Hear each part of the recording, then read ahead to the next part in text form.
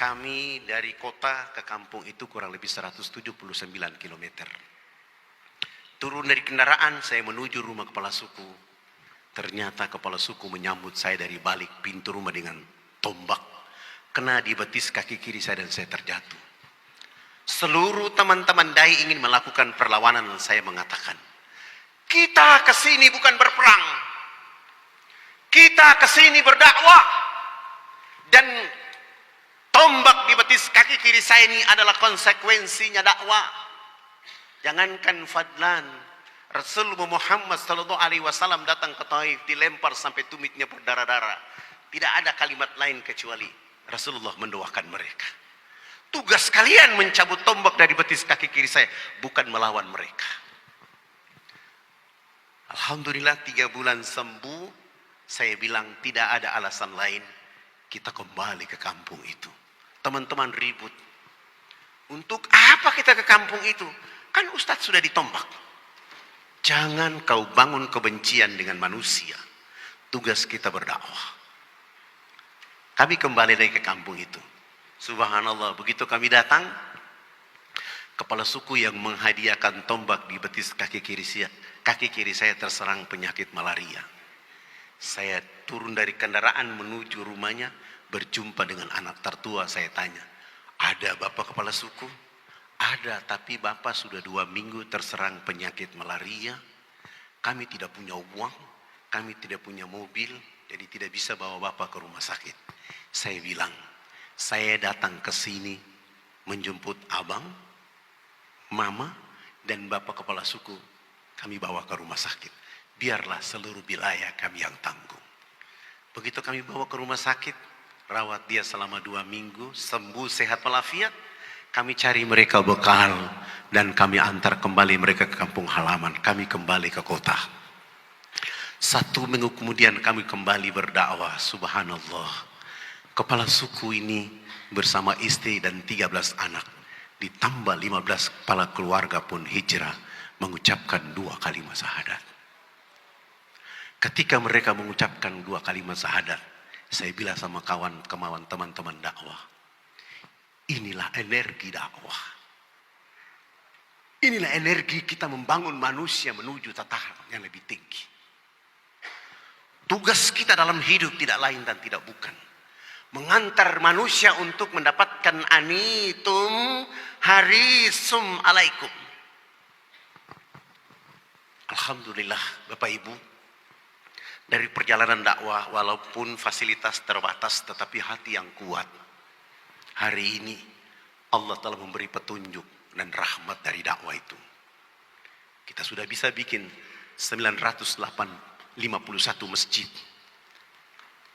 Kita sudah bisa menyelamatkan orang-orang menuju Allah yang hari ini mereka berdiri dari timur Indonesia untuk mengatakan NKRI harga mati. Tujuan kita adalah mencerdaskan mereka agar mereka bisa setara dengan saudaranya di kawasan tengah dan barat Indonesia. Sehingga saya terus bekerja walaupun simbol dan pangkat yang diberikan kepada saya dengan sebutan Ustadz Sabun Mandi itu biasa.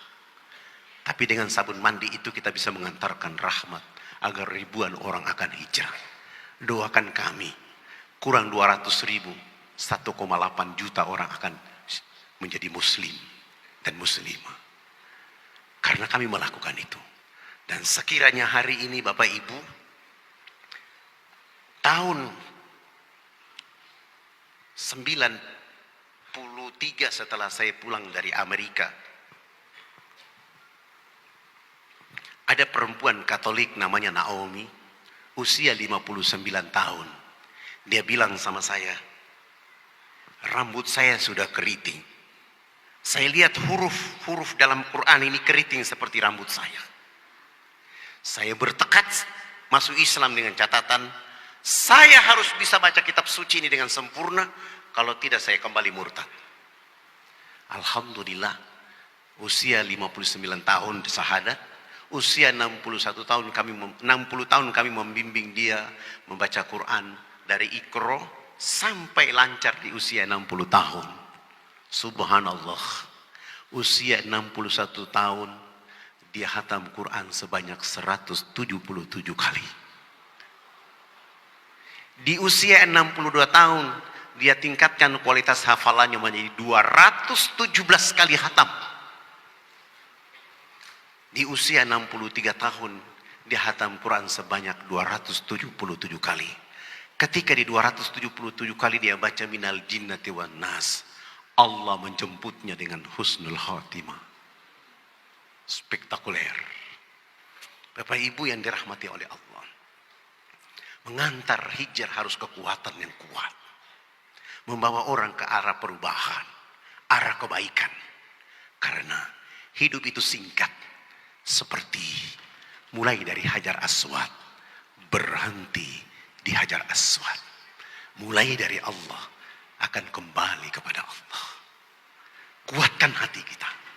Siapapun diri kita, Allah menunggu dengan perubahan itu.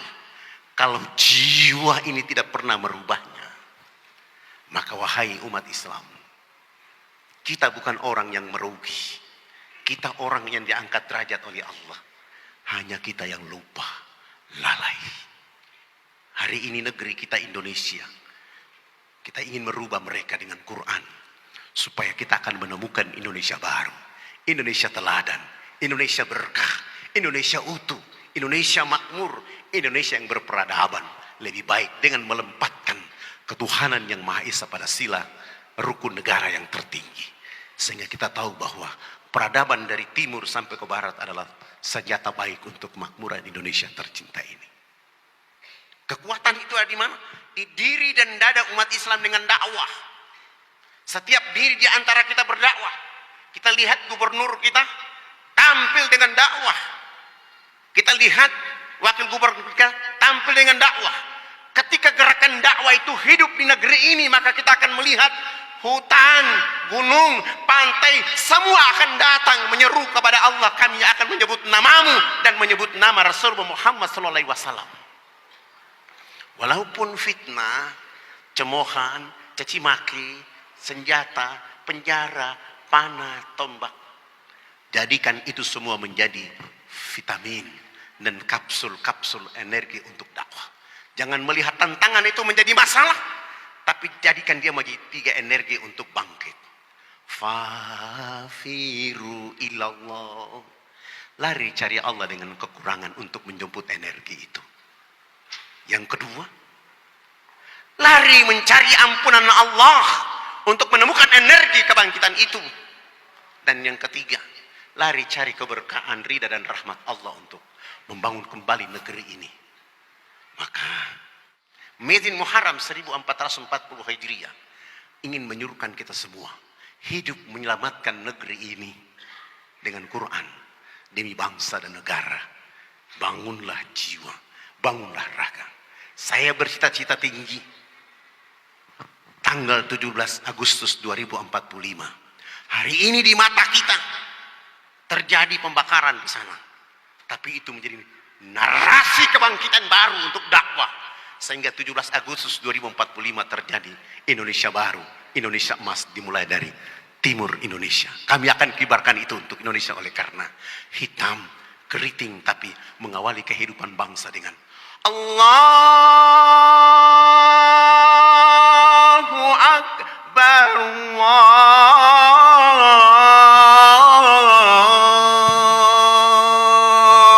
Akbar.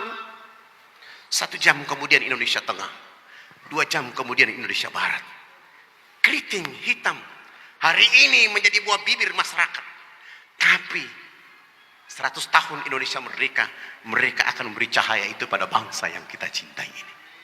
Karena dakwah dari hati untuk menghantar mereka hijrah, menyebut Allah Sang Pencipta.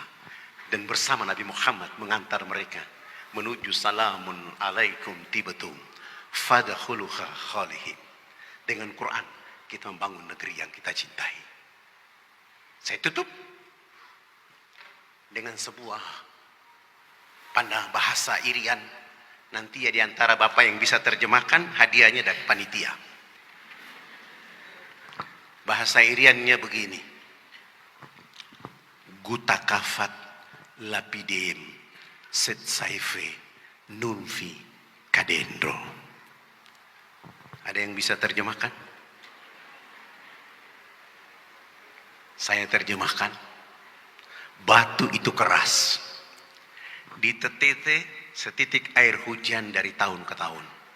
Batu yang keras itu berubah menjadi tanah. Bawalah hatimu, keluargamu, rumah tanggamu, lingkungan hidupmu, masyarakatmu, negerimu dengan tulus.